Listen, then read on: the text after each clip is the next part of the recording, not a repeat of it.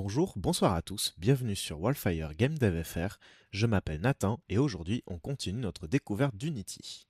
Aujourd'hui, je vais vous présenter un nouveau système d'interaction, les raycasts. Les raycasts sont des lasers que on tire d'une position dans une direction sur une certaine distance qui peut être infinie et soit le raycast nous retourne le premier truc qui va toucher, soit il nous retourne la totalité des objets qu'il a traversés. Et nous, ensuite, on se balade dans cette liste d'objets et on fait des actions en fonction de ce qu'on aura touché. Donc typiquement, ça, en fait, c'est typiquement quelque chose qui va nous être utile pour, par exemple, activer des boutons, ramasser un objet, ce genre de choses. On va tirer un raycast depuis le centre de la caméra du joueur dans l'axe dans lequel il regarde. Donc en fait, on va partir du centre de la caméra, là où il y a là où on a notre petit repère avec les trois axes. On va tirer dans la direction ici bleue, dans le forward, donc vraiment dans la direction dans laquelle le joueur regarde. Et en fonction, sur une certaine distance, par exemple 3 mètres, et en fonction de ce qu'on touche, on va pouvoir, en appuyant sur E, faire une action. Ça va être un élément extrêmement important parce que grâce à ça, on peut interagir avec la totalité de l'environnement, activer un bouton, ouvrir un coffre, viser pour ramasser un objet, ce genre de choses. Il y a énormément d'applications autour de ça. Donc pour ça, on va directement faire un nouveau script. Create, donc toujours clic droit dans notre dossier script, create monobehavior script, et on va l'appeler par exemple player view. Parce que ce script va nous permettre de gérer tout ce que le joueur voit. Une fois créé, on ouvre le script Player View et on va pouvoir commencer à travailler directement. Alors, Player View sera directement posé sur le joueur. Donc, il va falloir récupérer sa caméra. Donc, pour ça, on rappelle public, caméra, caméra, player caméra. Voilà, player caméra. Voilà, donc ça, on va directement le faire, comme ça on n'oublie pas. Donc on resélectionne notre player ici et on va lui donner le script player view. Voilà. Je vais le remonter juste au-dessus du contrôleur parce que je préfère cet ordre de fonctionnement et on lui référence directement la main caméra ici. Voilà. Comme ça, c'est fait. Maintenant, on sait que notre script player view, il est bien sur le player et il a bien la référence de la caméra à travers laquelle on regarde. Maintenant que ceci est en place, on va pouvoir continuer notre script player view. Comme je le rappelle, l'idée d'une classe, c'est qu'elle a un comportement lié. La player view a comme simple objectif d'analyser ce que le joueur voit, tout simplement. Pas d'interaction, pas d'action, rien. Il va juste analyser et nous dire hey, j'ai quelque chose ou j'ai rien. Voilà, tout simplement. Donc pour cela, il va falloir qu'on mette quand même 2-3 paramètres, notamment la distance d'observation, la view distance. Donc public float, view distance, et on va la mettre par exemple à 5f. Enfin, on pense bien d'ajouter le f parce qu'on est bien sur un float. Hein. Comme je le rappelle, pour écrire un float, il faut faire 5f pour préciser au compilateur qu'on est bien sur un float. Il nous faut ça et il nous faut un nouveau type qu'on n'avait pas encore vu jusqu'ici, c'est le layer mask. Un layer mask, en fait, c'est une manière qu'a Unity de trier les objets. On peut mettre les objets sur des layers, sur des couches, en fait. Et ça va nous permettre de filtrer directement ce que le joueur doit voir ou ne pas voir. Alors, les layer masks sont déjà utilisés par la caméra. On peut créer un layer mask, par exemple, invisible, mettre des objets sur le layer mask invisible, dire à la caméra tu ne vois pas les objets sur la couche invisible, et auquel cas la caméra n'affichera pas ces objets-là en jeu. Pourtant, ils existeront, mais on ne les verra pas. Et on peut faire des caméras qui ne voient, par exemple, que les objets invisibles. Il y a énormément de choses qu'on peut faire grâce au layer mask. C'est la manière qu'a Unity, en fait, de gérer couche par couche ce que les objets font, est-ce qu'on les voit, est-ce qu'ils sont interagibles en collision, ce genre de choses. On crée littéralement des couches et on met les objets dans ces couches-là et on lui dit, bah tiens, tu peux faire ça, toi t'es visible, toi t'es pas visible, toi t'as les collisions, toi t'as pas les collisions, etc.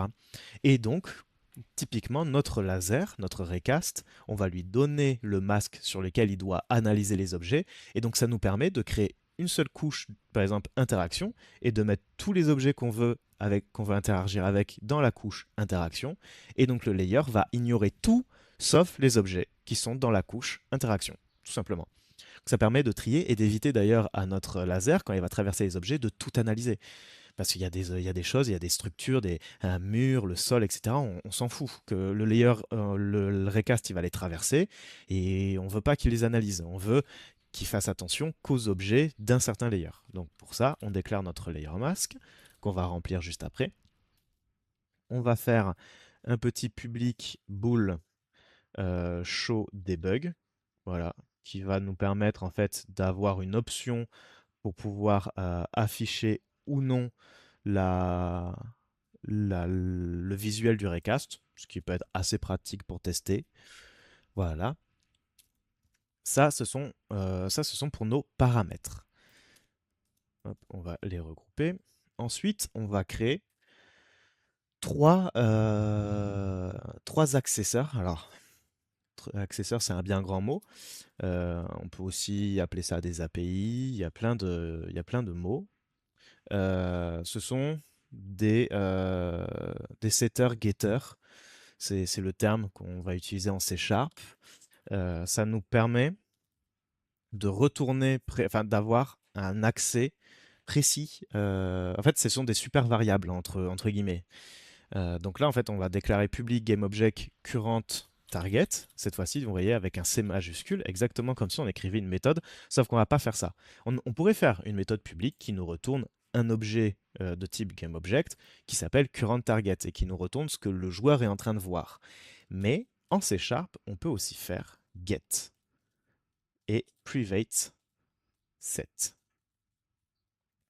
Ça va nous permettre en fait, currentTarget va se comporter comme une variable, mais comme une variable publique, sauf que vous voyez que le get ici, donc c'est un mot-clé qui veut dire qu'on va pouvoir que de l'extérieur de la classe, on va pouvoir récupérer une valeur, donc auquel cas la valeur de currentTarget, et private set ici permet de préciser que l'on va pouvoir set la valeur de currentTarget, mais seulement de façon private, donc à l'intérieur de la classe. Ça veut dire que de l'extérieur de la classe, tout ce qu'on pourra faire avec currentTarget, c'est lire la valeur. On ne pourra pas écrire la valeur de currentTarget. Voilà.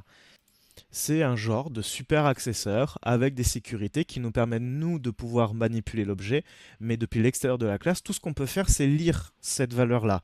Voilà. Donc c'est très pratique en termes de sécurité et ça permet de savoir avec quoi on peut travailler sans risque depuis l'extérieur de la classe. Donc on va en créer trois, notamment donc le GameObject currentTarget, c'est ce que la première chose que le laser va toucher sur notre layer mask. On va lui donner un autre objet, enfin, on va retourner un autre objet de type recastIt. Donc ça, en fait, c'est un type qui appartient au recast, hein, qui nous retourne toutes les informations, donc la position qu'on touche, le collider qu'on a touché, l'objet qu'on a touché, l'axe dans lequel on a touché, etc. Il y a vraiment toutes les infos. Donc ça nous permet, voilà, de travailler avec si on a besoin d'infos particulières autour du point d'impact, entre guillemets. Donc là, pareil, c'est gate private set, voilà. Et il va nous falloir aussi un public bool is looking, toujours en gate private set, qui va permettre de savoir si player view est en train de regarder ou pas, tout simplement. Une fois ceci fait, il nous reste plus que deux méthodes à faire. Ça va aller assez vite. Une première méthode private private void qu'on va appeler update look, update view même plus précisément. Voilà, update view, pas de paramètres, rien. Cette méthode va être appelée depuis l'update de notre classe, donc on déclare la variable update d'Unity, voilà, et on lui dit tu appelles update view, tout simplement. Hop, avec les petites parenthèses, c'est mieux. Voilà. Ça, déjà, comme ça, c'est fait. Ensuite, petite sécurité, avant de faire quoi que ce soit, on vérifie bien que nous avons renseigné Player Camera, comme je le disais ici, directement depuis l'inspecteur. Il faut vérifier qu'on a bien cet objet. Sinon, le script ne peut pas fonctionner. Donc, si playerView est égal à la valeur nulle, c'est-à-dire que, si playerCamera, pardon, est égal à la valeur nulle, c'est-à-dire que playerCamera n'a pas d'objet référencé, n'a rien, il est non, on n'a rien mis du tout. On ne veut pas continuer le script parce que ça va générer des erreurs. Donc on va pouvoir faire un debug log, par exemple, debug log warning. Typiquement, ça va écrire un message de type warning dans la console et on peut dire player view no camera, voilà, par exemple. Voilà. Donc si jamais on oublie, ça ne va pas générer d'erreur, on va juste avoir un petit warning dans la console qui va dire hey, attention, player view n'a pas de caméra. Voilà. Et à ce moment-là, on utilise le mot-clé return. Ce mot-clé, on l'avait vu typiquement dans l'object translator. Non, c'était pas l'objet translator.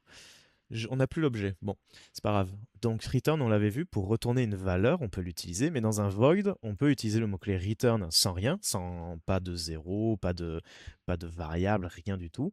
Et ça va stopper la méthode à cet endroit-là. On va rentrer.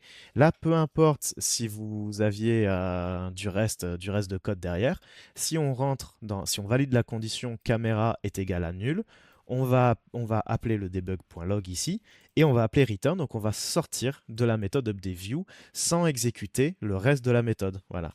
Donc ça nous permet d'annuler la méthode. Tant pis, on se barre. Tant qu'on n'a pas player camera, on n'exécutera pas le reste de notre méthode checkView. Voilà.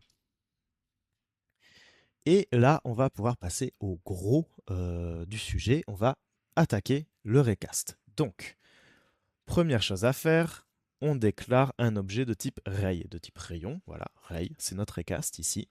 On va l'appeler ray et il va être égal à un nouveau ray, donc une nouvelle instance de type rayon. Donc là, on crée un nouveau rayon.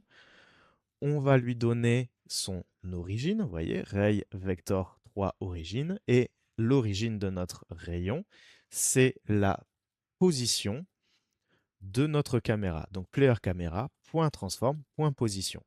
Ça va démarrer le recast depuis la position dans la scène, donc dans le world de notre caméra. Et la direction, ça va toujours être player caméra transform.forward. Donc vraiment, on va partir dans le sens où regarde la caméra. Comme je le disais tout à l'heure, notre caméra ici, notre point de départ sera vraiment l'angle là où il y a l'angle où on a notre repère ici avec les trois axes. On va démarrer vraiment de cet endroit. Et le forward, c'est l'axe rouge, l'axe bleu ici, le forward, c'est le Z. Donc on va démarrer d'ici et on va partir dans le sens de cette flèche. Donc exactement au centre de la caméra, vers là où la caméra est orientée. Donc là, nous avons la position de départ, la direction. Donc on a pratiquement tout ici. Et ensuite, on va devoir analyser, enfin, on va devoir propulser le rayon. Maintenant qu'on a créé le rayon, on a ces données, point de départ, direction, on va propulser ce rayon et analyser le retour, analyser ce qui va toucher. Donc, pour envoyer notre rayon, on a besoin d'une condition, if, enfin, on va faire le if juste après. On va d'abord écrire ça. Donc, on appelle la classe physics. Donc, c'est la classe d'Unity qui permet de gérer énormément de choses autour de la physics. On appelle physics.recast, la méthode recast ici. Et là, on va lui donner les différents paramètres. Déjà, notre rayon. Et on peut... Alors, là, vous voyez qu'ici, 2 sur 16. Il y a 16 méthodes en fait qui s'appellent recast et qui ont toutes des paramètres. Vous voyez, à chaque fois, il y a des paramètres tout à fait différents. Il y a plusieurs manières en fait d'appeler la méthode recast. Moi, je vais utiliser enfin, c'est la manière que j'utilise le plus souvent. C'est on déclare le rayon, on déclare la distance. Donc, dans notre cas, c'est bien. Ah, d'ailleurs, j'ai fait une faute, j'ai écrit views. Voilà, view, distance. Donc on lui donne le rayon, on lui donne la distance, on lui donne... Pardon, je me suis inversé. La distance, c'est juste après. On va d'abord faire ce qu'on appelle un out. c'est le mot-clé out. En fait, là, on va survoler cette info parce que, pareil, pour rentrer dedans, c'est très compliqué. En C Sharp, on peut transmettre. On a vu qu'on avait les types de retour. Comme on a vu, comme je disais, void ici, on pourrait avoir int et return 0. Voilà, on a les types de retour ici. C'est le moyen le plus pratique de renvoyer une information quand on appelle une méthode. Mais en C Sharp, on peut utiliser out dans les paramètres et donner une variable, ou carrément déclarer la variable, recast it par exemple, qu'on appelle it. Et donc quand on va appeler la méthode recast va mettre dans it une valeur et nous, on peut la réutiliser plus loin. Donc ça permet en fait à une méthode de retourner finalement plusieurs valeurs. Celle de base, quand on fait return quelque chose, mais elle peut aussi mettre des informations dans des variables que l'on passe en paramètres. Et donc après, nous, on peut lire ce que la méthode a rentré dans ces variables-là au moment de son exécution. Donc, et pour ça, on utilise out, recast it, et on verra une autre fois sur comment on déclare une méthode avec ces paramètres-là, mais c'est un poil plus technique. Donc pour l'instant, voilà, on va juste se rappeler qu'on peut faire out, recast it. Donc ça va créer, là on crée en fait une variable it que la méthode va remplir elle-même, et on va pouvoir l'utiliser plus tard. Et ensuite, on donne comme paramètre la view distance, donc c'est la distance maximum que le rayon va traverser, et on lui donne le layer mask, donc c'est-à-dire les couches sur lesquelles le rayon doit regarder ce qu'il touche. Voilà. Ça, c'est pour l'appel de notre méthode physics.recast. Ça va tirer un rayon, donc notre rayon ici. Ça va nous retourner ici grâce à outRecastIt qu'est-ce qui va toucher, la distance qu'il va parcourir et les layers qui sont concernés par ce rayon. Et on voit que recast ici nous retourne un booléen. Donc tout ça, on le prend, on peut faire CTRL X, et on va bien le mettre dans un if. Voilà. Et donc là, si physics.recast a touché quelque chose, on va rentrer dans le if. Et donc à ce moment-là, on va pouvoir faire plusieurs choses. Par exemple, isLooking, on va pouvoir le mettre à true. Ça veut dire, attention, je vois quelque chose. Il y a quelque chose devant moi sur un layer qui m'intéresse. Donc, attention, peut-être tu as quelque chose à faire avec ça. C'est ça que ça veut dire. On va set la valeur de current int à it. Voilà. Et current target, on va aussi lui donner la valeur de notre it.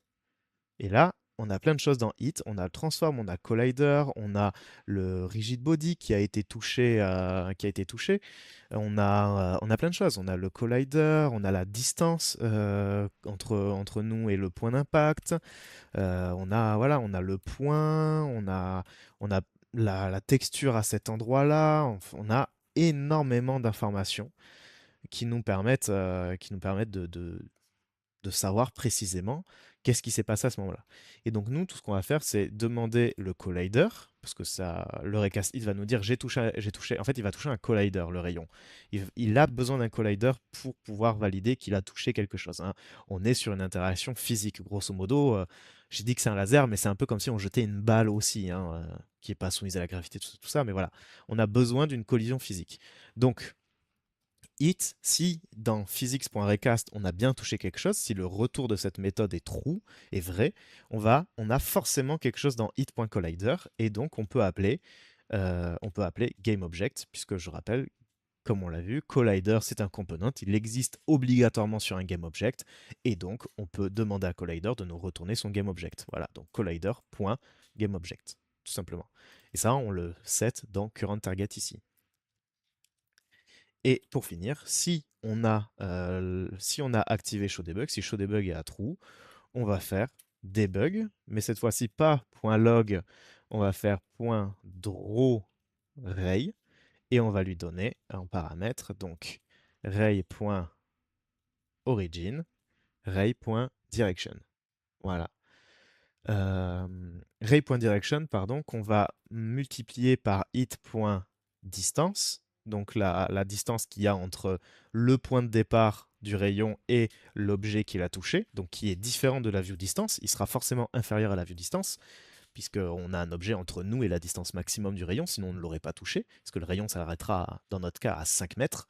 Donc il y a un objet forcément à moins de 5 mètres de là, dans la direction où on regarde. Et on va lui donner une petite couleur, par exemple color. Pardon, color avec un C majuscule, point green. Voilà. Color, c'est une structure avec déjà des couleurs préenregistrées qu'on peut directement donner quand on appelle des méthodes comme ça de debug. Il y a pas mal de méthodes de debug. On a le drawRay, on a le drawLine aussi, qui permettent voilà, de dessiner des petites choses. Assez pratique pour tester. On fera un épisode spécial sur le debug. On verra comment afficher des gizmos, comment afficher plein de choses. On le fera probablement après les interactions. Comme ça, on aura toutes les cartes en main pour commencer à faire du vrai gros gameplay qui tâche, quoi. Voilà. Et donc après ça, si jamais physics.recast n'a rien touché, la méthode va donc nous retourner false. Et donc, on va rentrer dans la deuxième partie du if, c'est-à-dire le else. Euh, J'aimerais bien que les accolades se mettent au bon endroit. Merci. Donc, dans la deuxième partie du if, le else, dans lequel on rentrera si physics.recast nous retourne une valeur fausse, on va faire isLooking. IsLooking est égal à false. Donc là, on dit, bah, cette fois-ci, j'ai rien vu. J'ai tiré un recast, j'ai rien trouvé. Donc, je ne vois rien.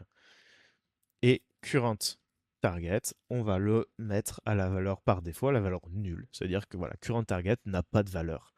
On n'a rien touché.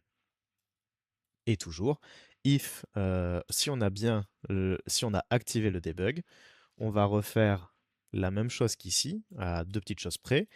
C'est que cette fois-ci, on ne multiplie pas par hit.distance parce que bah, on n'a rien touché. Donc on va mettre la view distance, cette fois-ci notre distance maximum, et on va mettre le rayon, par exemple, en rouge. Voilà, color.red. Et c'est tout ce qu'on a besoin pour l'instant. On va pouvoir aller tester ça directement. Donc retournons sur Unity. On sélectionne bien le player. Ici, on a bien notre player caméra qui a été donné. On a la view distance qui est toujours à 5 et le layer mask, on va le mettre. Alors vous voyez qu'on en a plusieurs. On a Nothing, Everything, Default, Transparent VFX, Ignore Recast, Water, UI. On va se mettre sur Default. Voilà, parce que tous les objets sont sur Recast Default. Le sol, vous voyez, ici, si je sélectionne notre sol, en fait, en dessous du nom, on a une valeur tag ici, pour l'instant, on ne va pas y toucher, et on a un champ layer qu'on peut sélectionner. On peut le changer directement. Donc, tous les objets, vous voyez, sont sur le layer default par default. Et donc, c'est pour ça que c'est intéressant de travailler avec des layers, parce que là, tout est en default, et nous, on ne veut pas forcément tout analyser. Et donc, si on ne veut pas tout analyser, on va par exemple créer un objet, ici, 3D Object, on va créer un cube, encore une fois, ça fait beaucoup de cubes.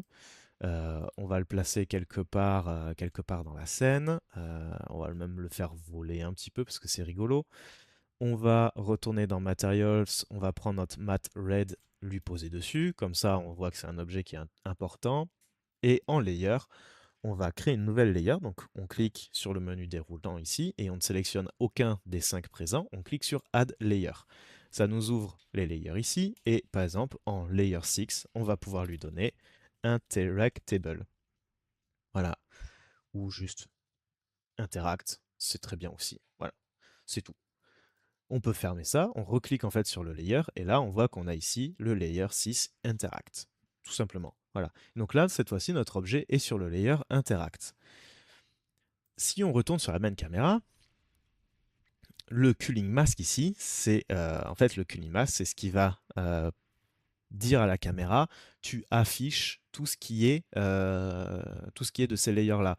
Donc là, on voit qu'on était en everything, donc interact est bien pris en compte. Mais si on avait été, par exemple, si on veut n'afficher que les valeurs default, on verrait, regardez, on va tester, hein, comme ça vous allez comprendre un peu le principe des layers. Notre cube est bien sur Interact, notre caméra ici, le culling mask, on l'a mis sur Default, et si si on play, on va voir que bah, regarde, là, il n'y a pas de cube rouge, alors que pourtant, regardez, la collision est bien présente. Là, je suis bloqué contre quelque chose, je ne peux pas avancer. Je frotte sur les bords, parce que la caméra n'affiche pas le layer interact. Et donc, si je coche everything, voilà, vous voyez déjà, eh bien, il vient de réapparaître. Donc, on comprend de suite que bah, Unity, voilà, Unity trie vraiment les objets selon les couches. Voilà. Et là, on voit bien notre objet ici. Ça, c'est super.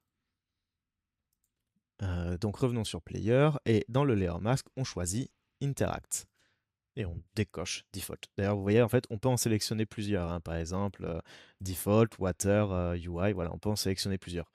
Nous, alors, on va cliquer sur Nothing, comme ça on efface tout et on choisit juste Interact. On va Show Debug, parce que c'est un peu plus sympa. Voilà. On va prendre Game, on va le déplacer, par exemple ici dans la console, ou à côté de la scène. Voilà. On va légèrement manipuler tout ça. Voilà, voilà, on s'étire, etc. Comme ça, là, à gauche, on voit bien notre scène. On va pouvoir visualiser, tester les, ça nous permet de visualiser vraiment ce qui se passe dans la scène et quand même d'avoir la vue de la caméra. Voilà. Donc là, vous voyez, on a un rayon rouge ici qui suit selon où est-ce qu'on regarde. Et là, hop, regardez, là, je viens de passer sur le cube, le rayon est vert. Si je regarde à côté, je suis plus sur le cube, le rayon est rouge. Voilà. Donc là, vous voyez qu'on valide bien que dès qu'on regarde, dès que la caméra touche, enfin dès que le rayon touche le cube, il passe en vert. On considère bien qu'on est en train de voir un objet qui est sur le layer interaction, donc avec lequel on va pouvoir interagir. Voilà. Donc on appuie sur échappe, on quitte ça, et on va repasser en default. Voilà. Et pour finir, on va faire notre dernier petit script. Donc pour cela, on va on retourne sur Unity, pardon, dans Script, clic droit, Create MonoBehavior Script, et on va l'appeler Player Action. Et donc ce script-là a pour but de gérer les actions du joueur. Ça va être les interactions, ça va être les attaques, ça va être plein de choses. Pour l'instant, on va juste faire les interactions, ça sera déjà très bien. On va lui donner le player view qu'on vient de faire il y a un instant, donc public player view.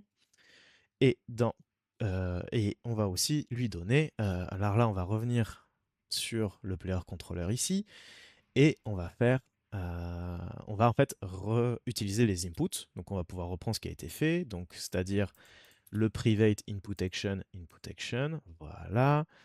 On va reprendre awake ici. Vous voyez, on s'embête pas, hein, on va copier-coller.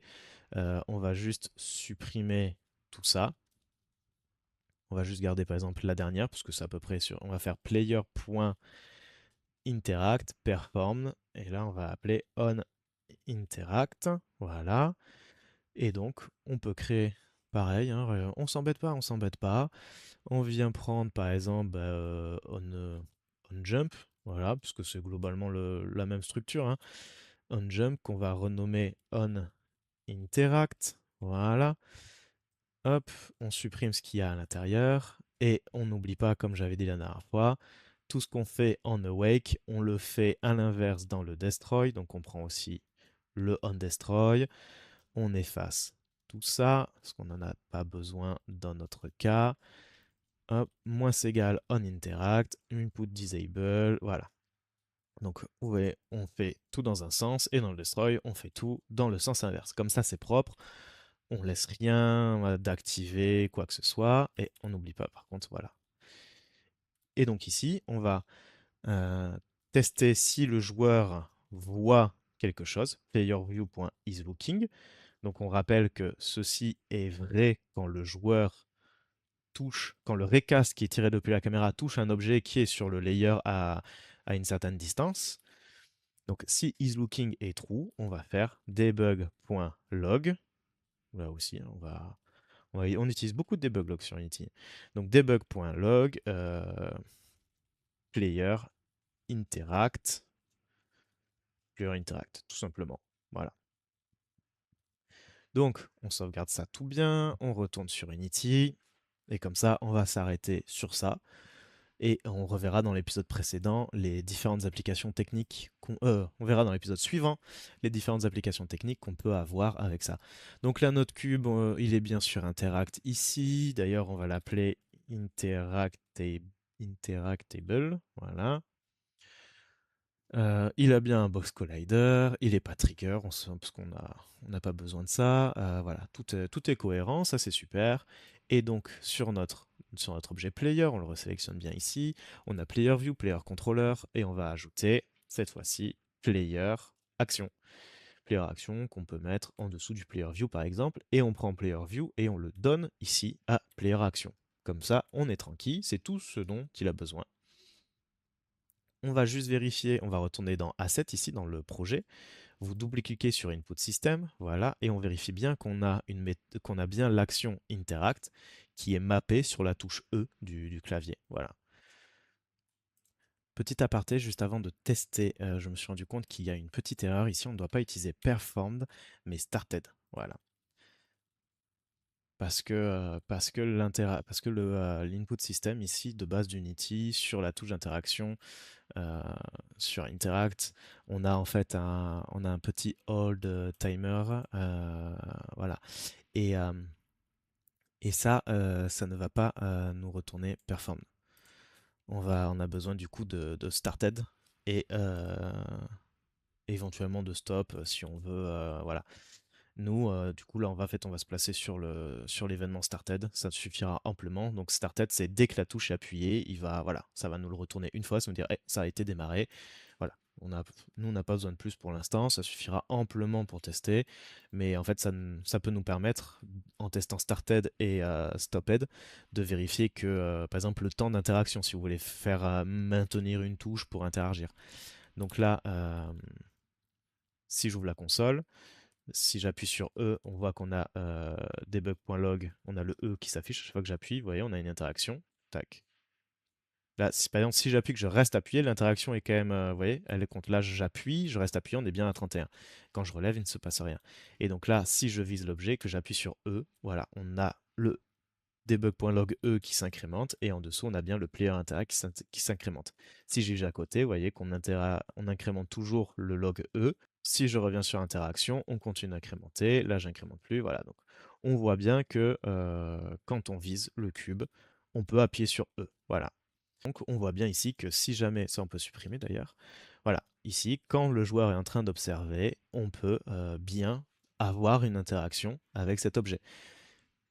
Typiquement, quelque chose qu'on pourrait faire, is looking. Voilà, là on sait qu'on interagit.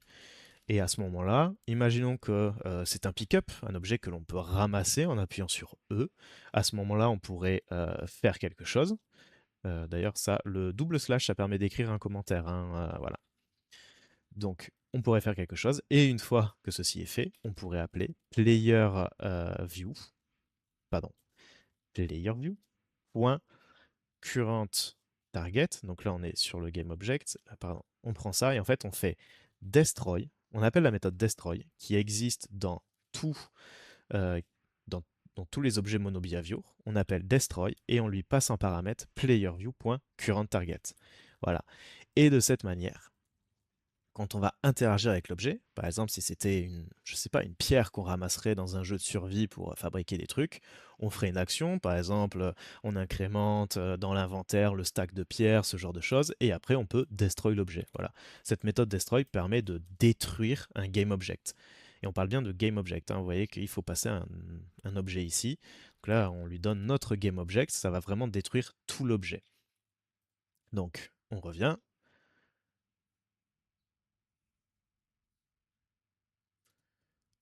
Et donc là, si on vise le cube et que j'appuie sur E, l'objet a disparu. Et si je rappuie sur E, il ne se passe rien d'autre. Et si je vise d'autres choses, vous voyez, rien n'est détruit parce que tous ces objets-là ne sont pas sur le layer d'interaction. Voilà. Le cube ici était sur le layer d'interaction, donc en appuyant sur E, on l'a correctement destroy. Et de cette manière, vous pouvez faire, voilà, vous pouvez ramasser des objets dans ce sens. Voilà. On va pouvoir s'arrêter sur ça pour aujourd'hui, parce que l'épisode est déjà très long. Dans le prochain épisode, nous verrons en fait on fera plusieurs applications techniques des deux interactions que l'on a vues. Donc, c'est-à-dire les triggers, enter, stay, exit, et les interactions avec le recast. On va se faire un petit épisode, pareil, une bonne demi-heure, et on va voir en fait les différentes applications de gameplay qu'on peut faire avec ça. On va essayer d'aller un tout petit peu plus loin que les tests qu'on a fait sur l'épisode précédent et sur celui-ci. On va essayer de, voilà, de commencer à voir des petits résultats de gameplay, des choses un peu intéressantes avec les différentes choses qu'on a vues. Donc on va voir par exemple, comment téléporter le joueur avec le trigger qu'on a fait précédemment, parce qu'en état actuel, il ne peut pas fonctionner, c'est à cause du caractère contrôleur. Si vous avez essayé, vous avez dû voir que ça ne fonctionne pas parce qu'il faut faire une toute petite manipulation. On la verra ensemble dans dans le prochain épisode, et on verra, voilà, on va tester plusieurs choses histoire de bien comprendre qu'est-ce que nous permettent de faire ces interactions-là, et surtout la l'étendue d'action que finalement on peut résumer à simplement des trigger hunters et des recastes sur des objets. Comment en visant un bouton, en appuyant sur E, on peut ouvrir une porte, ce genre de choses, ramasser des objets, etc. On verra d'ailleurs deux méthodes pour ramasser les objets qui vont utiliser le trigger hunter et utiliser l'autre méthode avec le recast, comme on vient de voir en fait. Ça va être grosso modo j'appuie sur eux, l'objet est ramassé et détruit, et on verra en fait que le joueur peut se balader autour de lui avec une sphère qui est trigger et ramasser les objets directement autour de lui. Voilà, on va tester plusieurs choses comme ça va être intéressant, on va commencer à avoir du vrai résultat, et puis voilà. Donc on n'oublie pas bien sûr, avant de partir, on vient push tout ça, on prend tout, on garde tout coché ici, et on écrit, voilà, add player view and player action. Voilà. Et petit à petit, vous voyez que notre joueur devient de plus en plus complet.